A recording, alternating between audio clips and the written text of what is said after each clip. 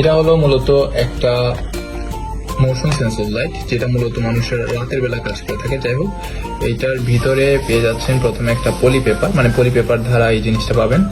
And তাছাড়াও এর ভিতরে জাস্ট একটা টাইপ বি পোর্ট রেখে বলা আছে, এই দুইটা জিনিসই থাকে। এন্ড পলি পেপারটা যখন আমরা মানে আপনারা রিমুভ করবেন, এর ভিতরে কিন্তু আরো দুইটা ম্যাগনেট পেয়ে যাবেন, হলো ম্যাগনেট দুইটা। যাই হোক, এটার কাজটা কি আমি জিনিসটাকে এক্সপ্লেন করি আপনাদেরকে।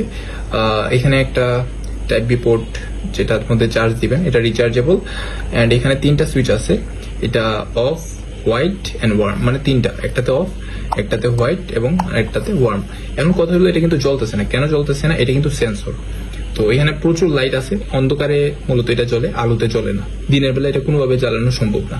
पागल करते तुझे मोरनी चाल गुलाबी साडी आणि लाली लाल लाल दिसते मी भारी राजा फोटो माझा काढ गुलाबी পিছনে মানে দুইটা ম্যাগনেট দেওয়া থাকে, ম্যাগনেট গুলো মোটামুটি শক্তিশালী আছে।